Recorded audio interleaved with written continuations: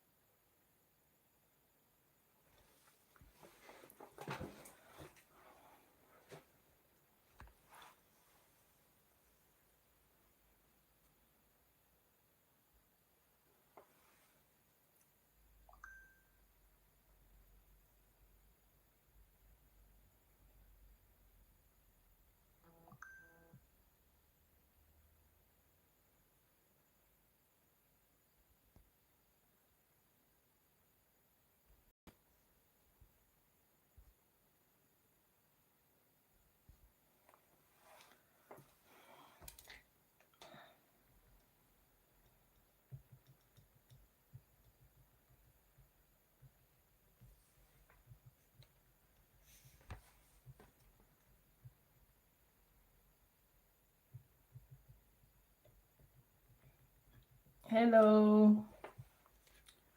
Today we are back.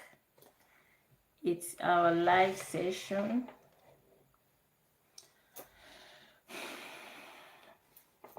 So we know that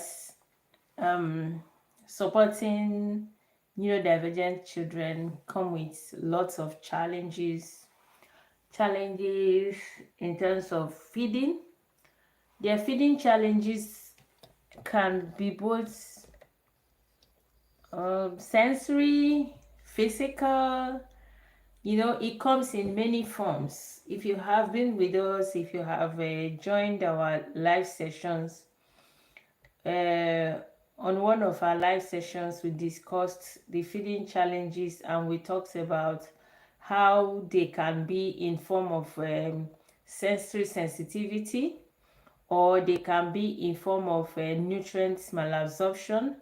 They can come in form of pica. So if any of these ones, we know that they have profound challenges when it comes to feeding. So tonight we are talking about how to support them to feed better. How can they be supported to feed very well without getting into malnutrition, without getting health challenges related to lack of nutrients.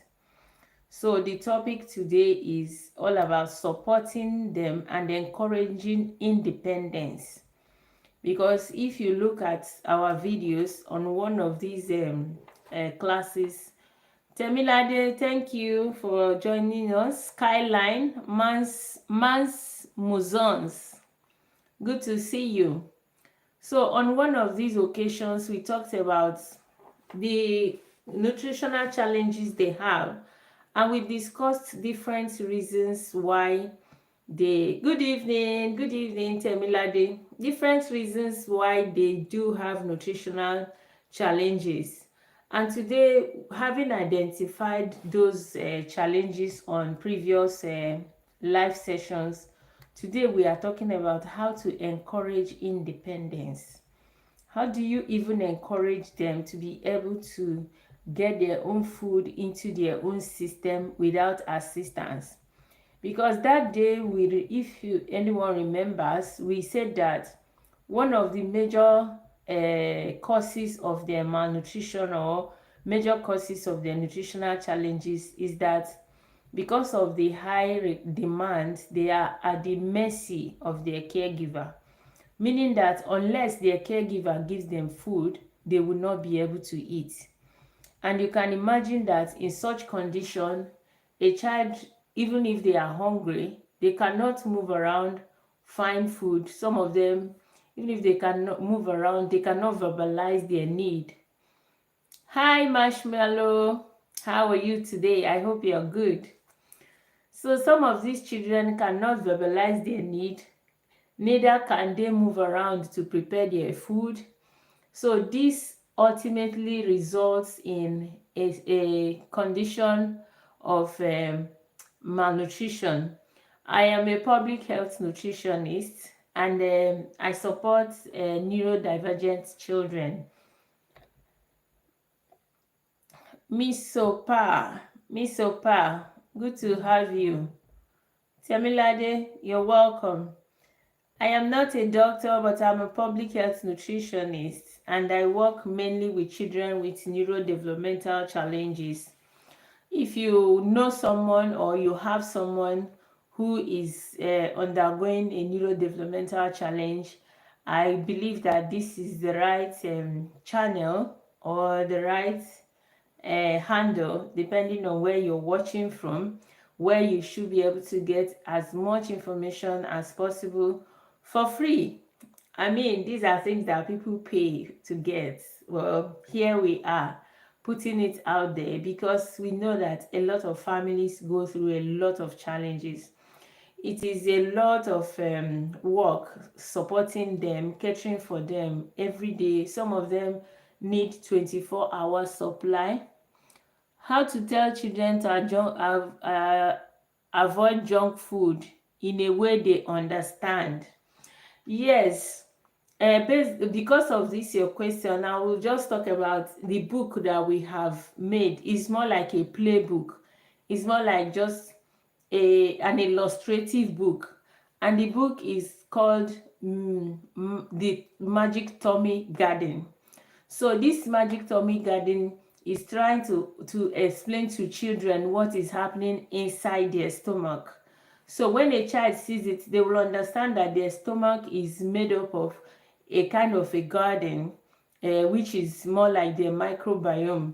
And then if they continue eating the junk food, if they continue eating the wrong type of food, it's as if they are pouring the wrong, they are not giving the garden the right food that will help them to grow. But if they are eating the right kind of food, the garden will be growing and be well nourished. So this book was actually created with parents that have picky eaters in mind, but it is also helping children all over the world to learn how their stomach is a very important part of their body, that they need to take care of what goes into their stomach so that they can become better, even mentally. Because the essence of supporting neurodivergent children with nutrition is that we know that when people, not just these children, everyone, when you feed well, you feel better. That's why the adage that says a hungry man is an angry man is I can't agree less with that. Because when your tummy is not in a good state, your brain is also not in a good state.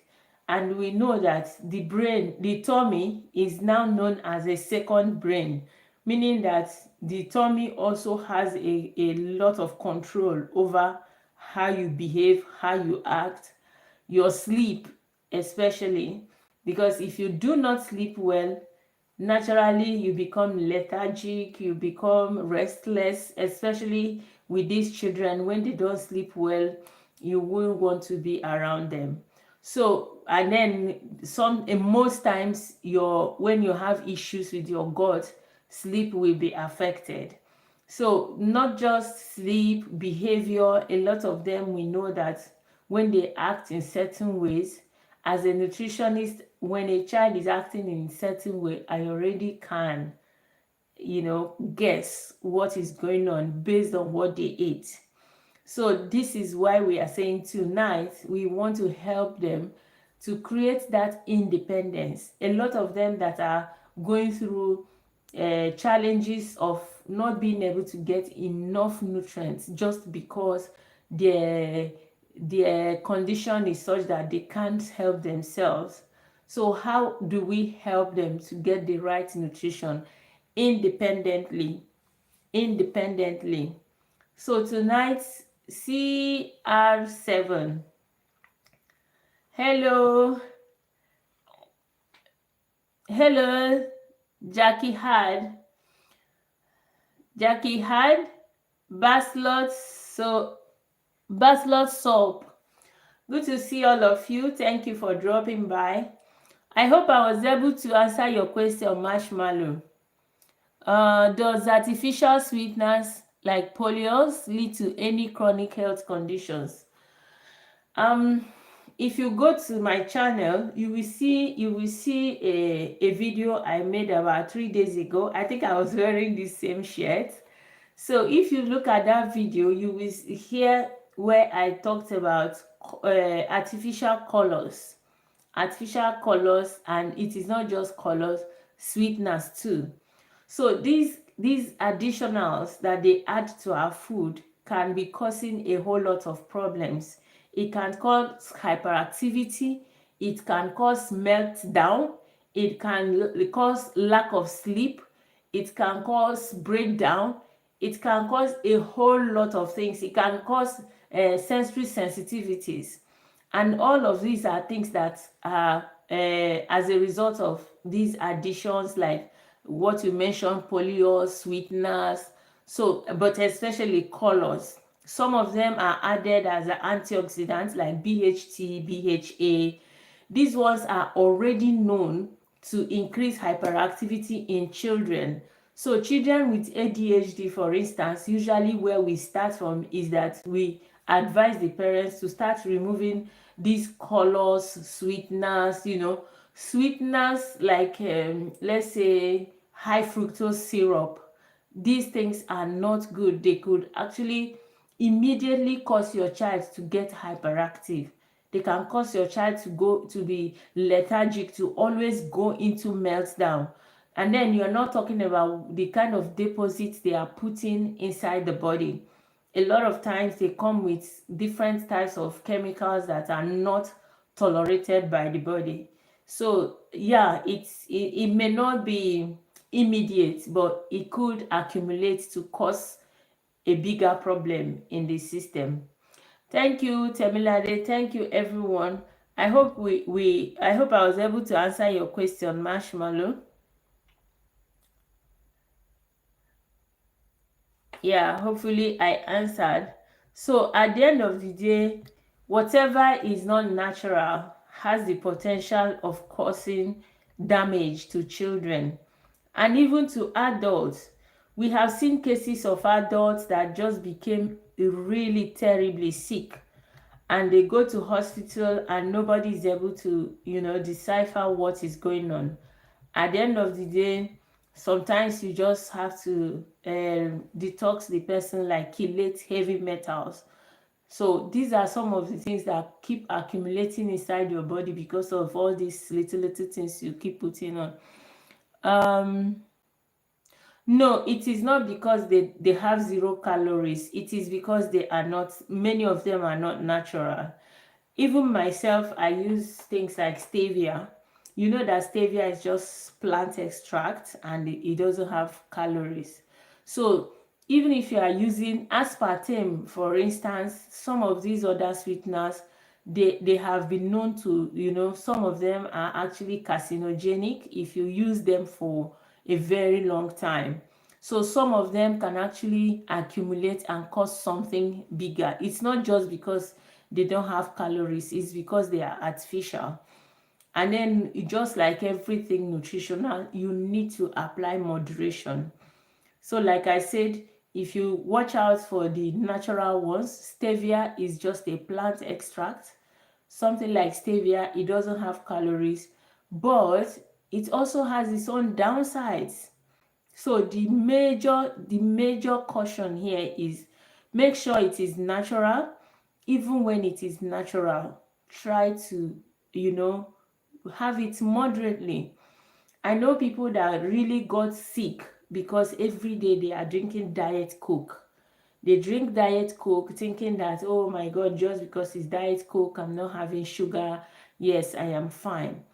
In that my video that I posted, I don't know if yesterday or 2 days back, we spoke about that your children's favorite snacks are making them sick, is messing with their brain, and it is not sugar.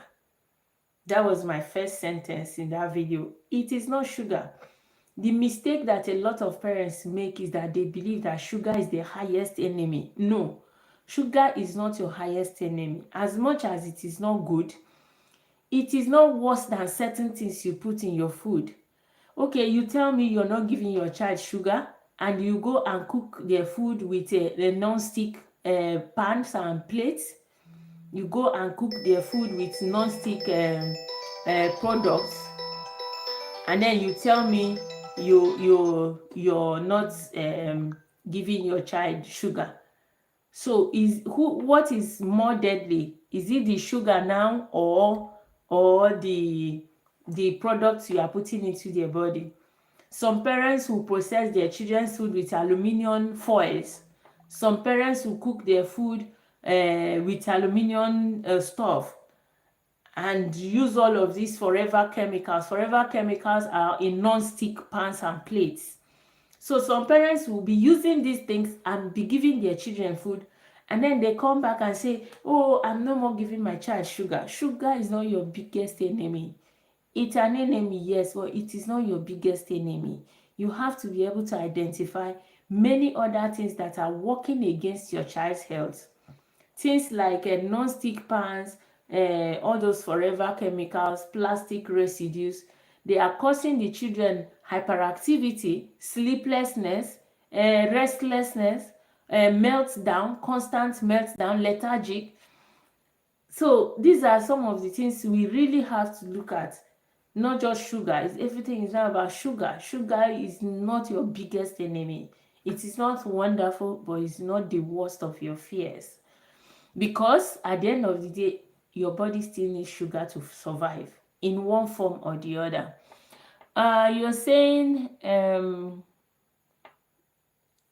oh, thank you so much. I'm just doing what I have to do because I also have a child with special needs. So since I have been opportune to get studies along that line, I believe I also owe it to give back to those who may be pursuing other things. I decided to pursue the studies. There are people who are still pursuing other things that didn't get the opportunity. So all I'm doing is I try my best to disseminate the information so that people would learn as much as they can.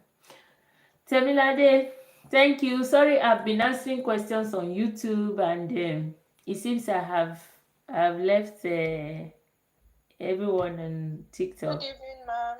Good Sophia evening. How again. are you today? I'm good. How are you too?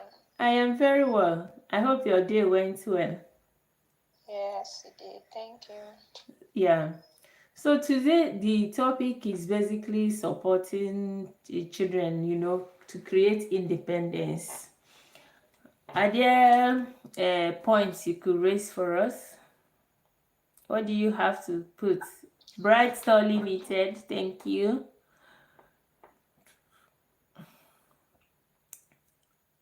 Rabov 1977, thank you for joining us. Rabov, good to have you. Temilade, what do you have to tell us Can you today? hear me? Yes, I can hear you now. Okay. So, one point I'd like to contribute to this topic is that parents would with special needs children, although it could be messy, I feel Yeah, it could be messy if these children are left alone to feed themselves. yeah, But I still think they should still be given that chance to yes, at least try to feed themselves, try to learn. Although at the initial stage, they might maybe be pouring the food on the floor yes, or stain themselves and all of that. But I just feel it's kinds of trains them to be independent, although it could be a gradual process, but I think it will just help them to be better and to be yes, able to like feed themselves rather than being fed all of the time. Like yes, for those who can still try to feed themselves, the caregivers, the parents should be patient with them and help train them in order to be able to do this if they still have the ability to do so. yes. I completely agree with you because what happens is that they are usually, many of them could have motor issues, either gross motor challenge or Yes. fine motor challenge, and this Yes. usually makes feeding very challenging. Even when it enters the mouth, remember we talked about children who cannot even chew the food that has already entered their mouth. So even when it enters the mouth, they still find it difficult to chew. Even when it has entered the tummy, some of them still find it difficult to masticate. Their tummy muscles are still not strong enough to turn it around and expose it for digestion. So what you said is exactly, it's a challenge for parents, but that is why we are here. We are saying don't be discouraged, because it's better that you do this work today and get a rest tomorrow than that you refuse to do it and then you live with it for the rest of your life. Because what happens is that if you are going to teach a neurotypical child to pick a food like 5 times, for a child with neurodevelopmental challenge you might need 100 times to teach it before that child will learn it. And being who we are, many of us don't just have only that child. We have other children to attend to. We have a life. Society and life generally does not exonerate you from other responsibilities just because you have a special need child. So at the end of the day, parents are overwhelmed, parents are exhausted, parents are, the load is just high. But this is what we are saying. It's not that no parent wants their children to be dependent on them, but it can be a lot of challenge. They could be learning one thing, 5 years, 3 years. I know mine took me like almost a year to teach them to teach her to pick a piece of paper and put in dustbin, and that was just the least of all. That's the same way you go through to learn to teach them to sweep the floor. That's the same thing you go through to teach them to put food in their mouth. So how many Yeah, to things read, will you to have that write. kind of time to do?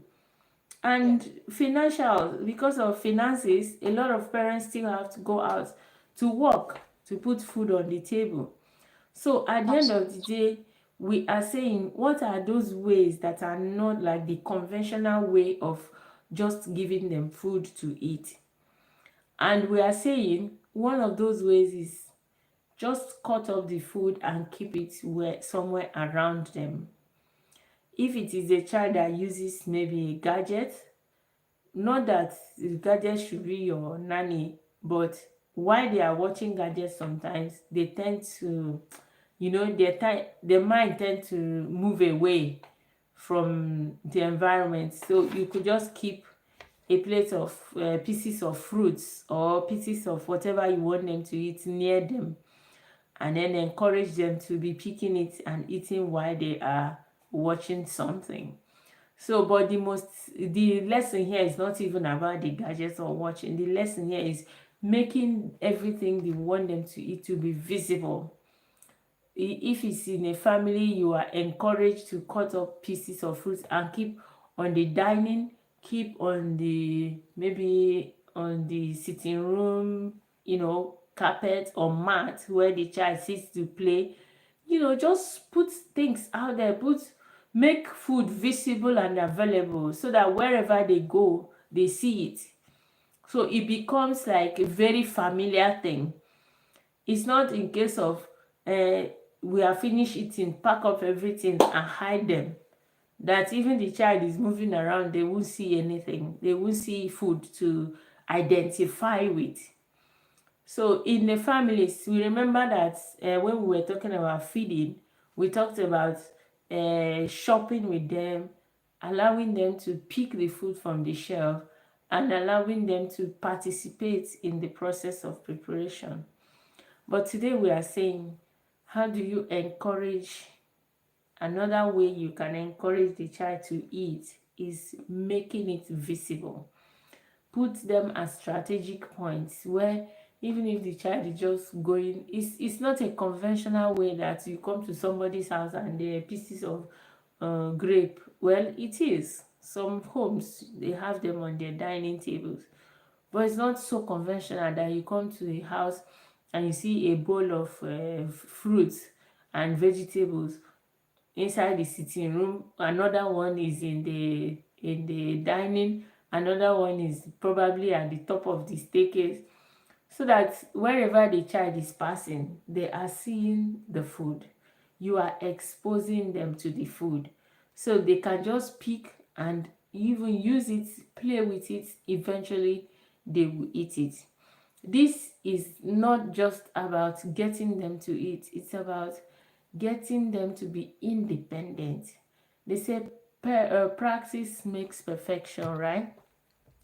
So if they continue practicing the art of putting that food in their mouth, it's definitely it definitely helps to support their independence around food.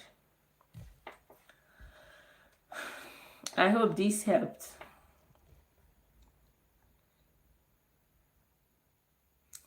Marshmallow, if you're still there, I really appreciate your kind words. Um, we'll appreciate if you could just throw in your questions and we will be able to answer them. We want the questions to come so that we'll be able to walk through them and get um, everyone to learn from the questions. That is the essence of this session.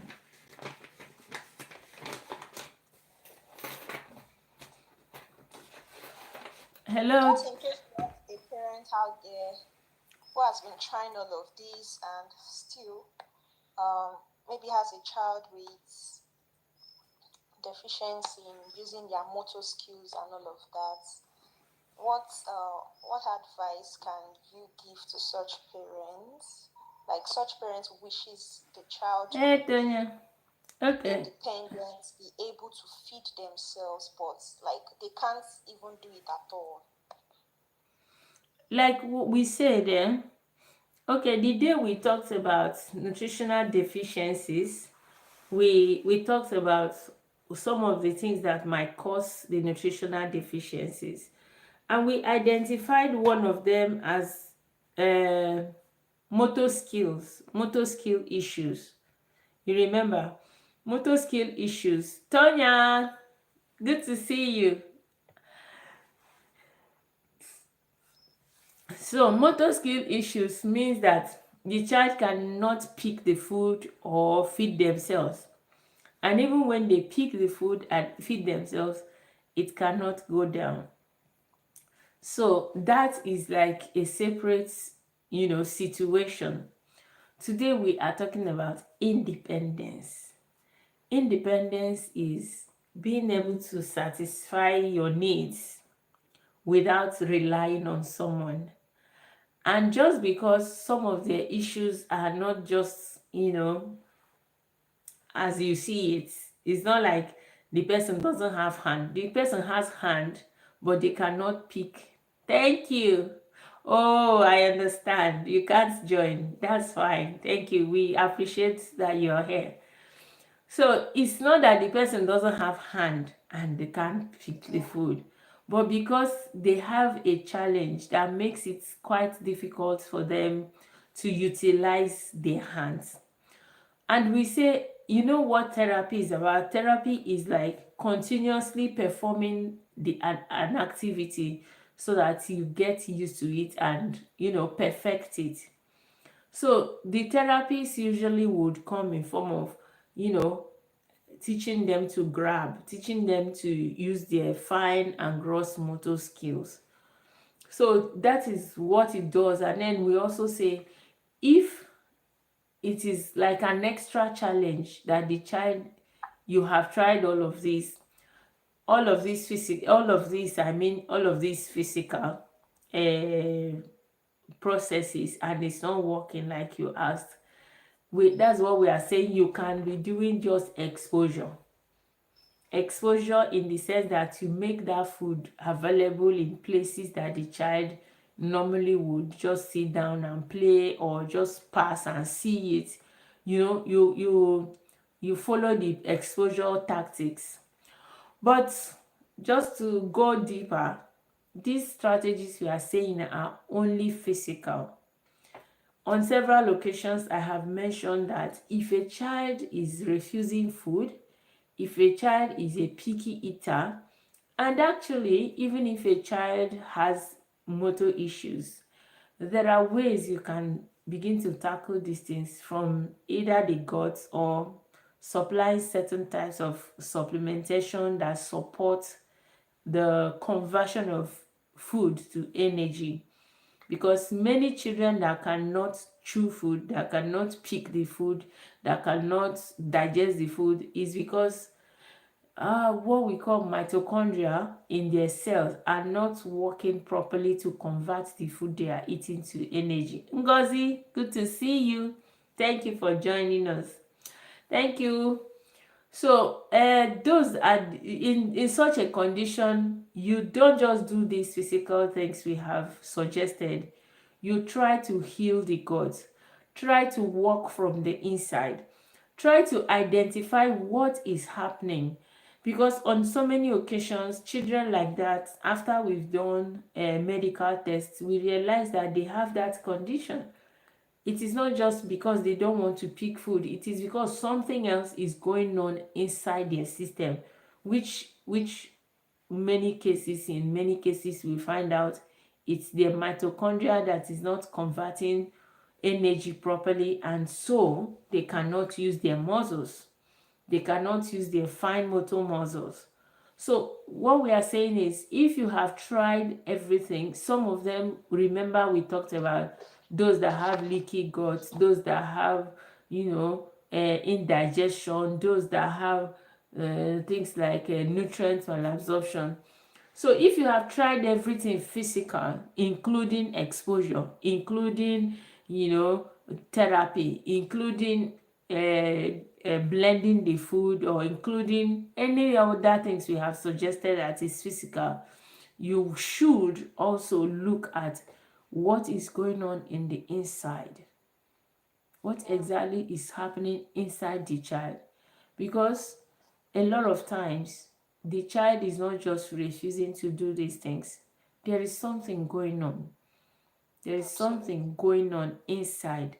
And that is why the book, The Magic Tummy Garden, is explaining, what you can do when you realize that your child is being a picky eater. It gives you, suggestions on what possibly could be going on and what you need to do as a parent to support that child. Because remember, a growing child is a very delicate, growth is like, childhood is a very delicate time of one's life. You have to accumulate the best nutrients. When we were in school, there's this graph we used to draw. The graph of somebody that started eating well as a child, as a baby, your lifespan will go longer than somebody that just started eating well as an adult. If you just started, Malcolm, good to see you. Desile, welcome.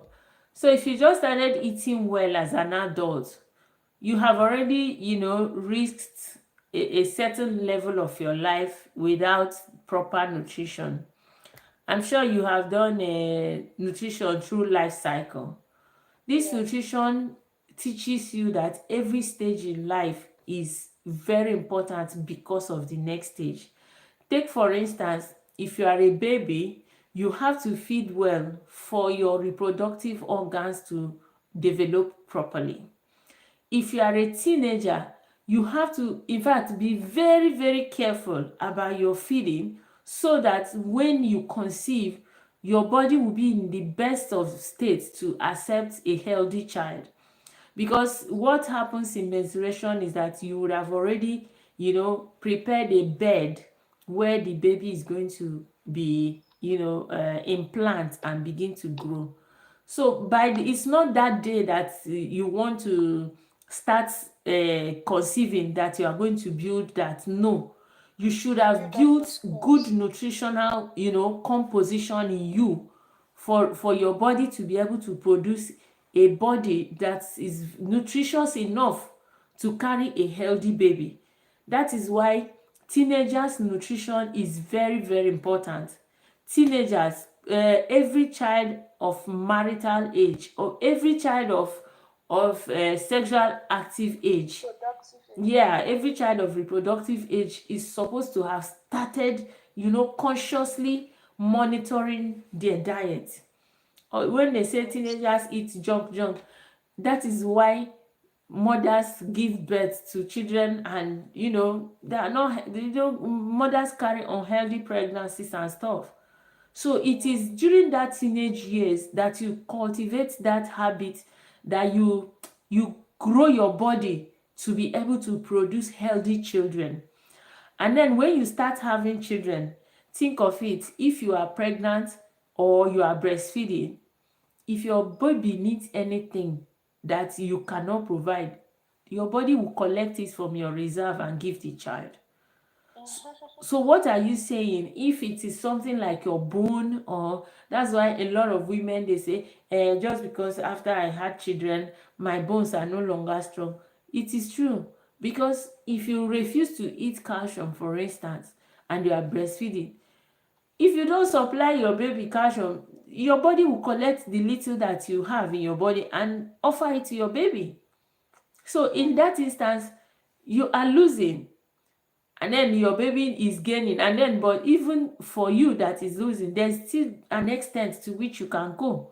At some point, you also will become deficient, so you have to Or supply even your iron baby. stores during pregnancy. Yes. Now, after childbirth and breastfeeding and all of that, you have to work hard on your body to have a good aging, because by the time you begin to aging, your body will still be requiring additional nutrients. Why? Because metabolism, nutrient utilization have gone down. That is why they say from 30 you should consider supplementing your nutrition, your nutrients, because the rate at which your body converts nutrients is no longer as good as they were before, when you were younger.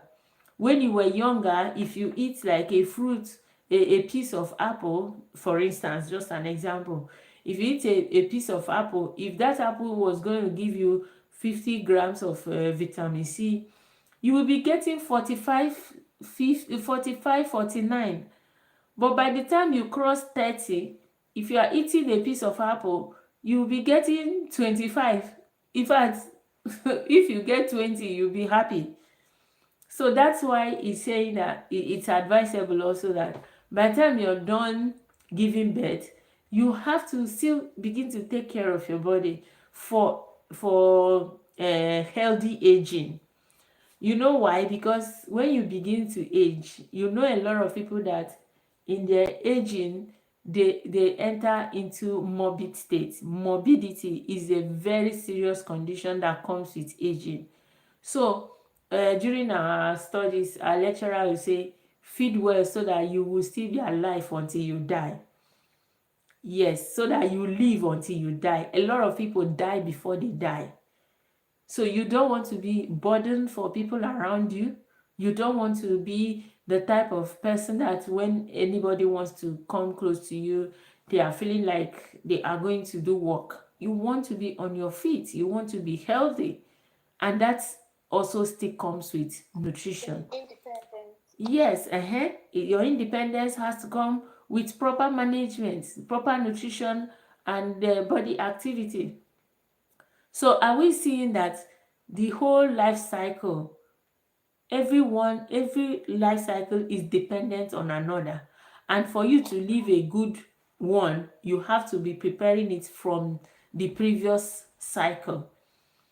And believe me, if you are talking about uh, infancy, if your mother or father, or your mother mostly, but fathers also, if your father and your mother were not healthy, in fact, your own has already started. Fetal origin of diseases. Did you learn it, Yeah. Temilade? Yes. Yes, we do. So if your parents did not feed well, we talk about fetal origin of diseases. We are talking about a child who is already sick even before they were born. And you don't want to do that. And that is why every stage in your life has to be well taken care of. You have to pay close attention to what you do to your body at every stage of your life. None is left behind. There's no time in your life that you should be careless about your health, because each Yeah. of them is very vital. Whew, I don't even know which question we're answering again. I don't know which question we're answering again. I don't think there are questions currently in the chat box. Okay, there's also no question on YouTube. Anyway, the truth is independence in nutrition is very important, and most importantly for neurodivergent families is because Ayofaj, welcome to our life. It's because a lot of the children here suffer from malnutrition, not because you don't give them food, but because they have a lot of challenges. So another way of creating this independence is empowerment.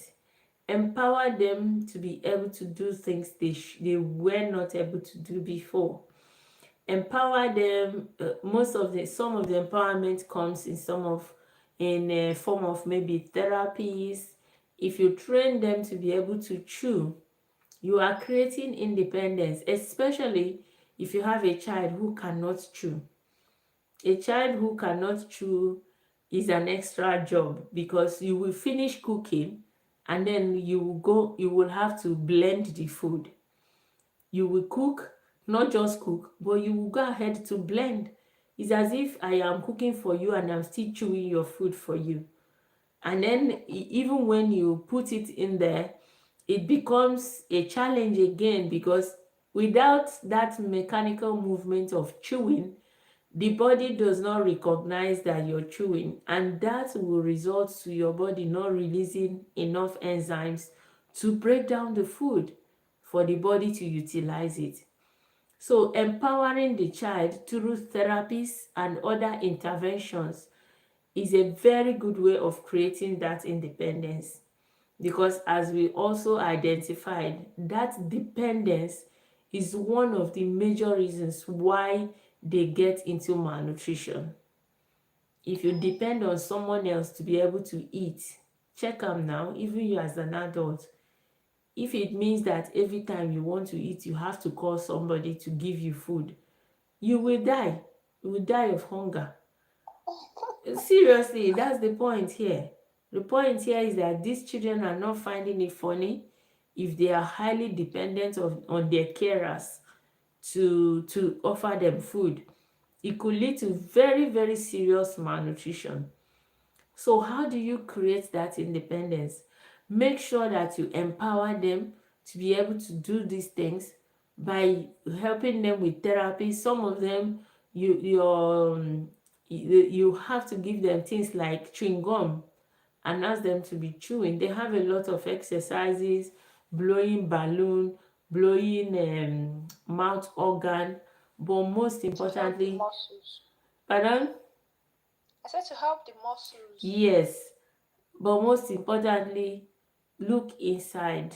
Look inside and think about how you can use still nutrients or supplements to support muscle power through the mitochondria. That is Yes, ma'am. basically how you can, support that process through nutrition.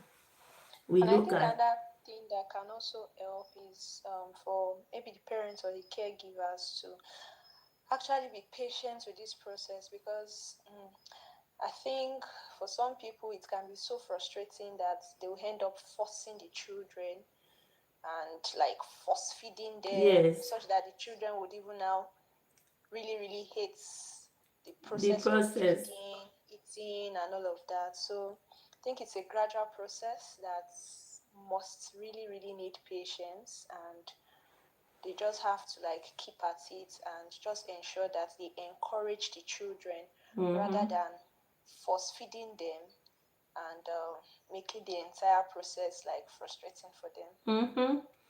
Exactly. Abilala, thank you for joining us. So, exactly what you just said, because, okay, you remember I mentioned how frustrating it can be to get them to do things. Before you can get a child on the spectrum to learn a thing, Yeah, you would takes have a you while. would have scraped your head, you would have gotten yourself so frustrated. So you just have to bag, find a trailer load of patience. Find a big trailer load of patience if you are working with these children. I i would sit down here and say it as if it was easy. As maybe a therapist, you may want to say, yeah, you just sit them down and let them know. It is so different when it is your child. When you are a parent, there are all sorts of emotions that are mixed in this process. You will be so, you will be so, anxious. You will be so frustrated. But there's this feeling that I'm trying to find the right word to describe. Bitterness, sadness. You'll be so sad that looking at your own child being so helpless. And you may not be able to help but be angry. Mm, Yes, it's frustrating. It is true that when you are angry, you are frustrated, the child is frustrated, the process is messed up. But it's difficult. It's a difficult thing to control yourself, seeing your child of 6, 7, 8, you know, messing with food, not being able to eat, and drying up. You see apparently that this child needs nutrition. Yeah, they need to eat because they are not feeding well. And then you are trying to feed this child and they are not complying.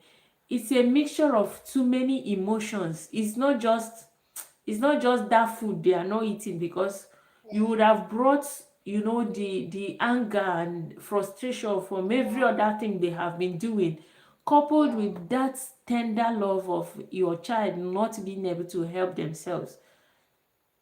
Is another thing entirely.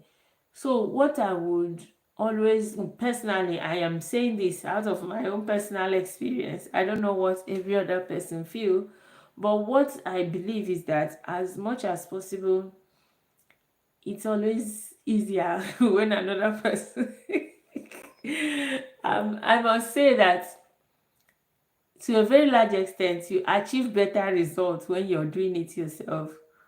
But emotionally, is very difficult. It's always easier when some other person is doing it.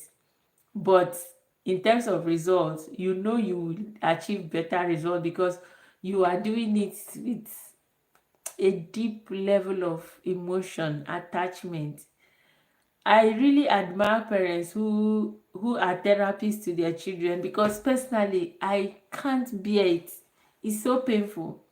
It's very, very painful that you have to teach a child of how many years old to do the basic things that every other child is doing. It's always there's always that sense of sadness, deep sadness, that makes it extra difficult for you as a parent. So when you talk about patience, oh my God, I don't know any other more patient people than people that have to deal with children with special needs, especially as parents. Because as a therapist, you can even hold yourself and say, is it not just when I finish this job, I will just go home and rest? Let me just actually, finish this and go.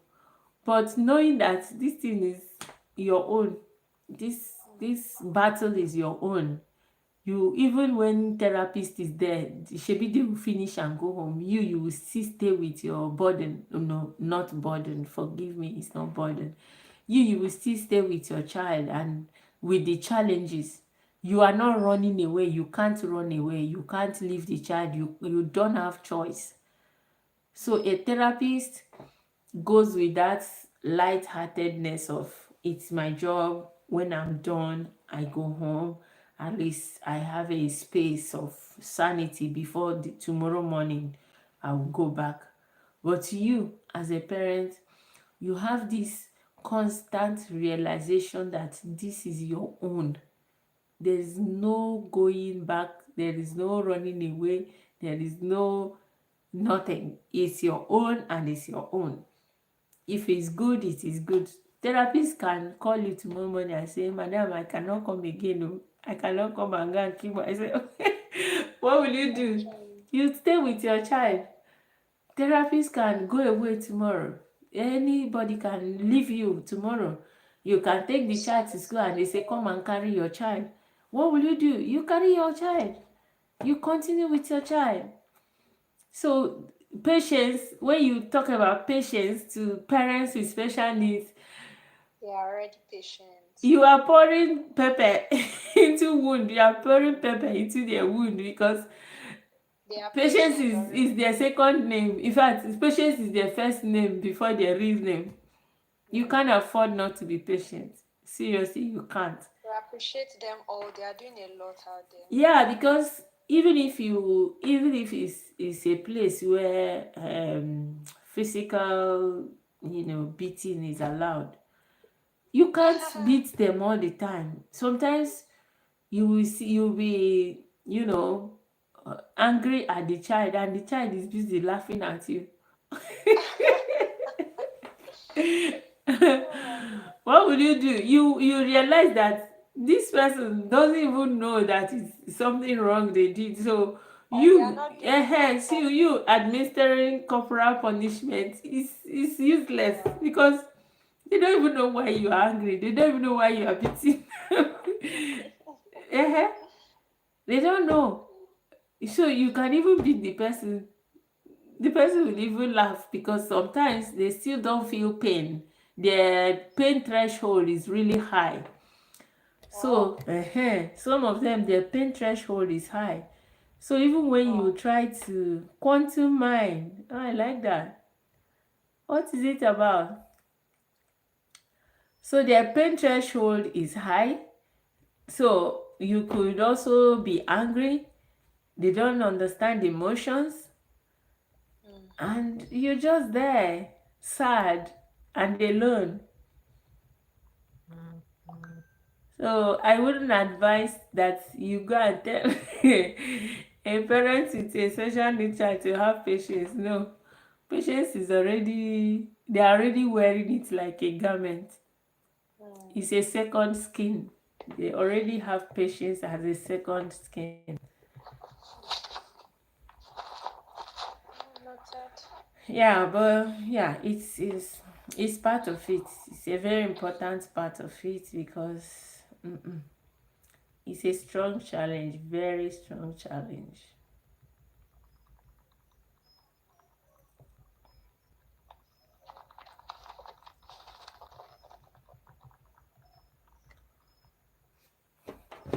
So we're teaching independence. Independence is what we are talking about.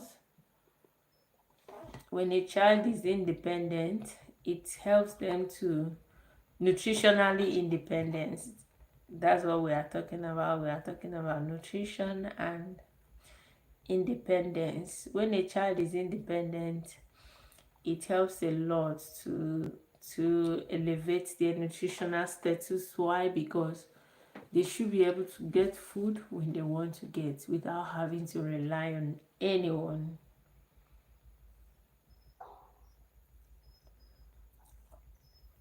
Teaching self-feeding and food choices in neurodivergent children. Empowering independence. Teaching self-feeding and food choices in neurodivergent children.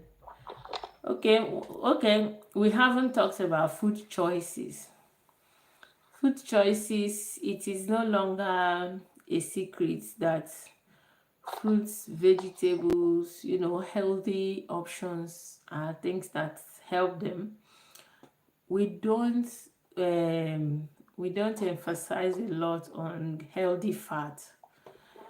That's because a whole lot of people are just out there believing that fat is an enemy. Fat is not an enemy. 60% of your brain is made up of fat. All the organs of your body are cushioned by fat, by some form of cholesterol. In children, especially children with neurodevelopmental challenges, fat is very, very important because you are looking at a brain. You want the brain to develop. So where is it going to get the raw material if you are running away from fat? Where is it going to get the raw material? So many children on the autism spectrum or children with neurodevelopmental challenges, don't restrict them from eating healthy fat. Please mark my word, healthy. When we talk about healthy fat, a lot of families are getting it wrong. If you just eat things like margarine and you think you're eating healthy, no, that's not even a good fat.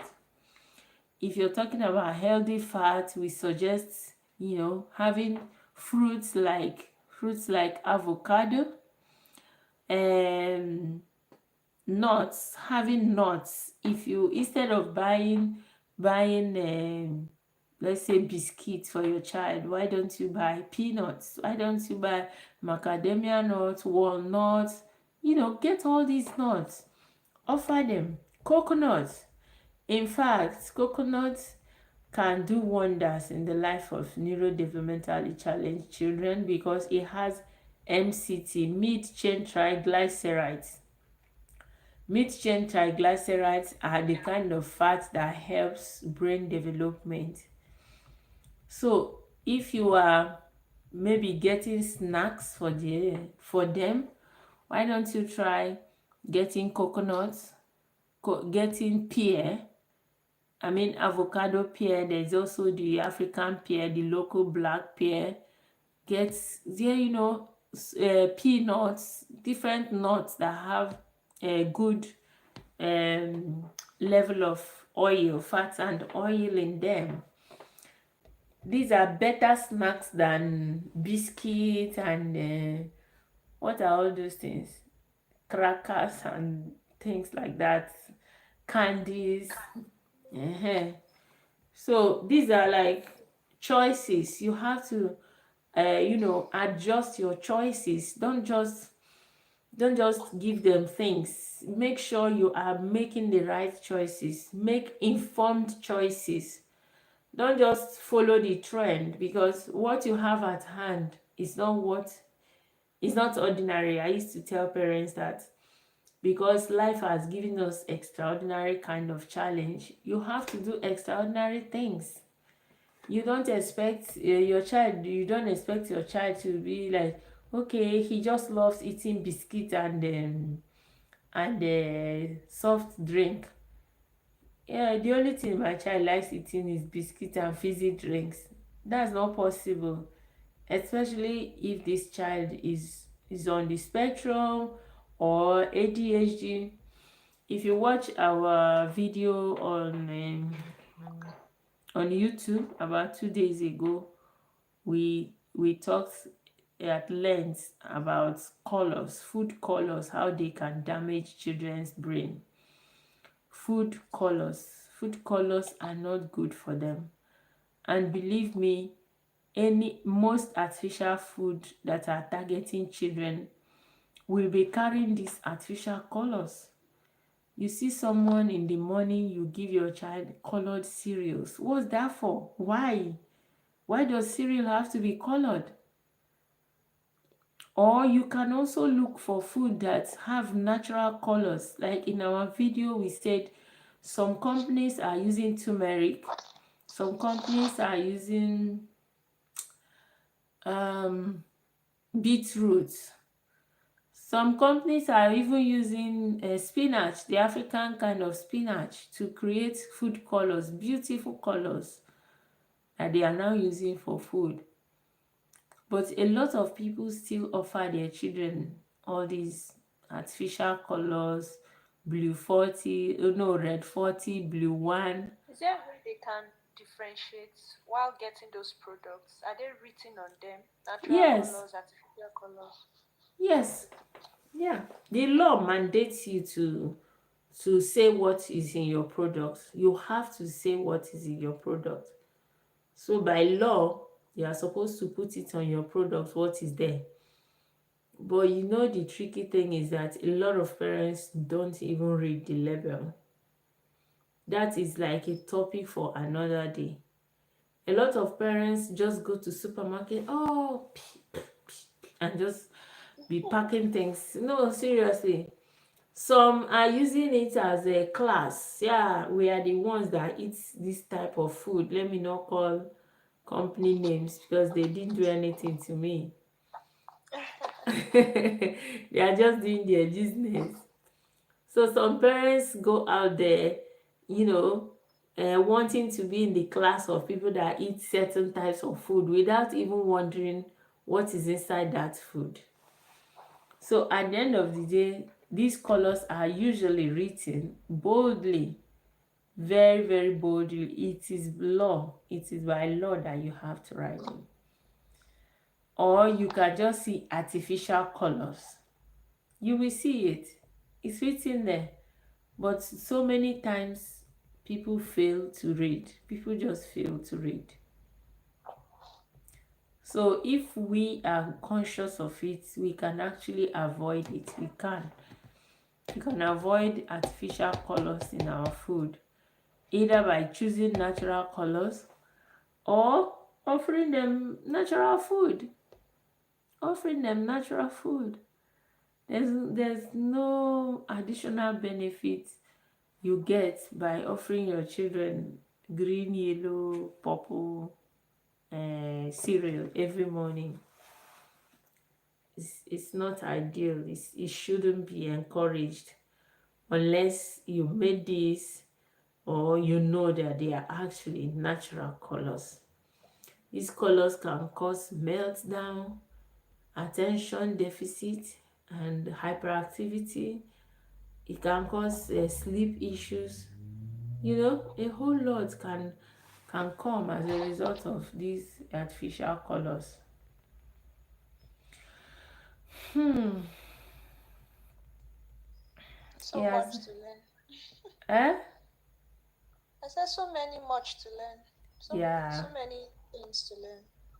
Yeah. There are lots to learn. There's so much. Imagine I've been studying food for since year 2000. Oh, that's 25 years. Uh-huh. Since year 2000. I've studied food as a food technologist. I've studied food as a human nutritionist. It's food technologist, 5 years bachelor's, 2 years master's. Yes, that.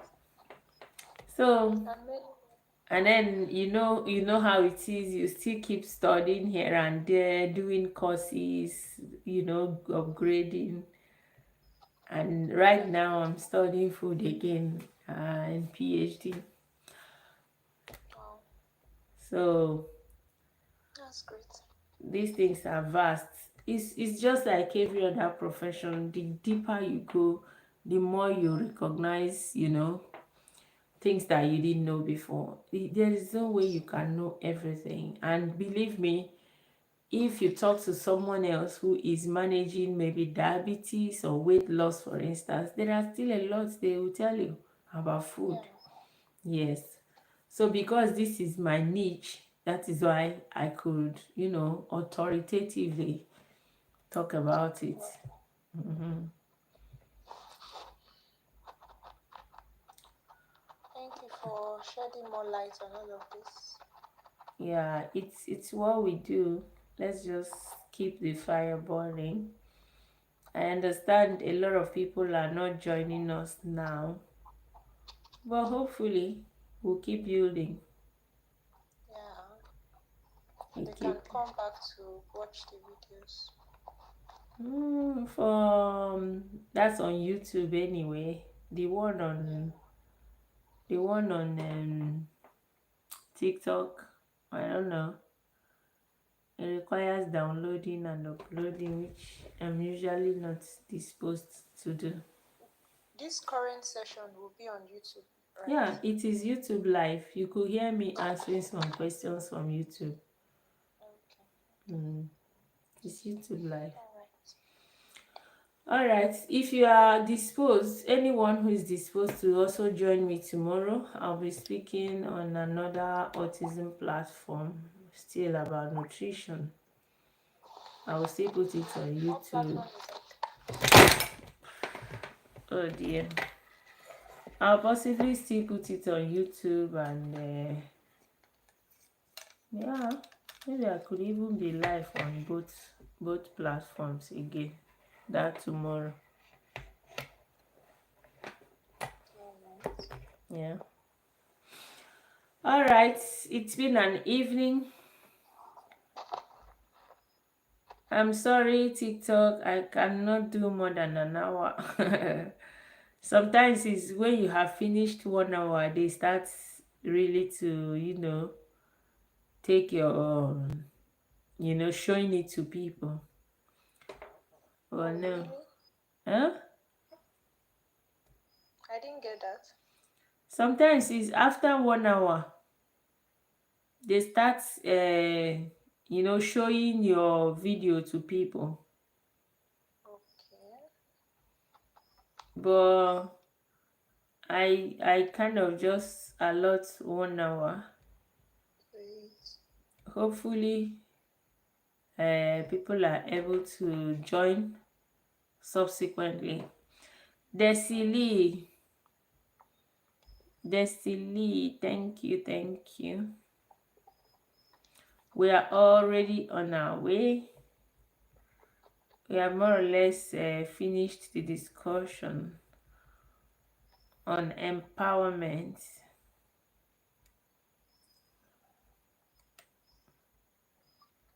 That's the topic again.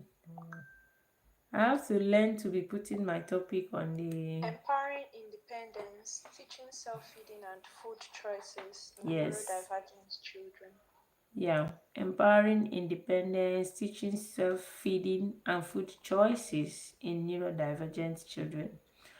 Thank you so much for being here. Let's take the like to 10,000 All and right. then we can go. If you have any questions, that is the reason we're here.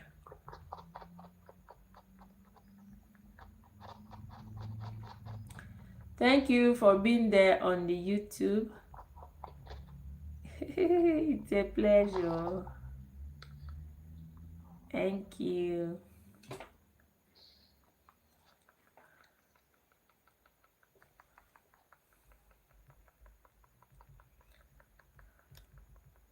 We'll be meeting on Saturday, same time, Yeah. same venue, with another interesting topic. Yes. I really encourage people to come here so that it's what we discuss. Even though we usually say neurodivergent children, anybody that is raising a child should be here. Even Actually, we can adults, learn a lot. nutrition is nutrition. Even though intervention is personalized, Yeah. knowledge is sometimes, a lot of times, knowledge is universal. Yeah. The knowledge is universal, even though interventions can be personalized. The knowledge is very important because, as a matter of fact, you don't know what you don't know, and knowledge is power. Sometimes you might be doing something and you believe strongly that you're doing the right And what thing. you're doing. Yeah. Yeah. I also learn a lot. Like, I go out of my way to acquire knowledge on different platforms, different ways. When it comes to nutrition, oh my god, the niches are so vast, and so are the knowledges in those niches. Yeah. I think we're over 10K now. Oh, okay. What are you specializing on, Temilade?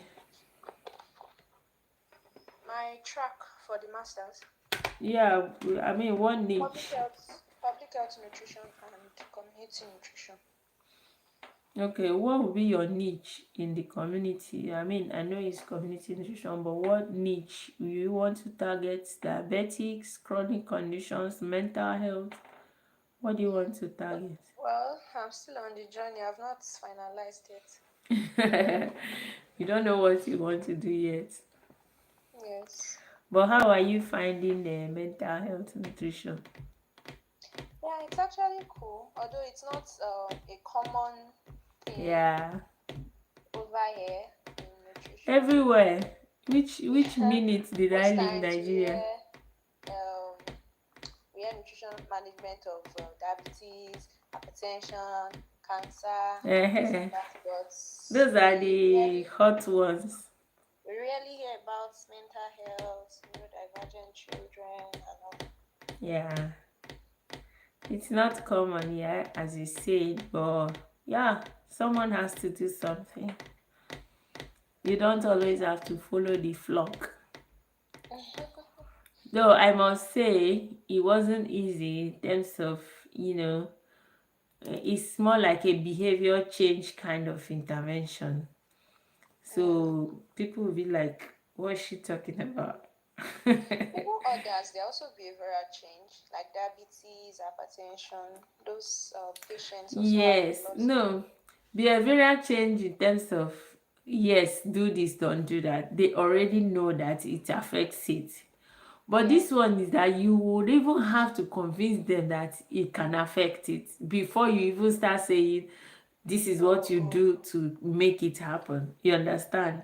get. This one, you have to create the background where you have to let them understand that diet, nutrition even has anything at all to do with their condition. It is when you have created that conviction that you can even say, okay, this is how it does it. You know, you get what I mean. Yeah, So I understand. it's more like a bigger kind of behavioral change. You have to, Yeah. you know, make them understand that it does something. Yeah. Yeah. Okay, it's been a beautiful evening. Thank We will be you. back here on Saturday. Yeah, Okay, thank but you so like I much. said, I have a lecture tomorrow. Tomorrow, I'll still go. I will put up the flyer on my status, All right. so I will prepare. Yeah, if you're available, it will be nice to join too. What time is it tomorrow? I think it's by 8. The person tried calling me while I was already live, but I will put the flyer out. He has already sent me the flyer, so I'll put them on my status and possibly send to I'm you. not sure I'll be chance that time, but if I am, I'll join. But That's I'm not okay. sure. That's okay. Yeah. All right. All right, Ma. Good Have a night. lovely evening. And you too. Bye. Bye. Yeah, yeah.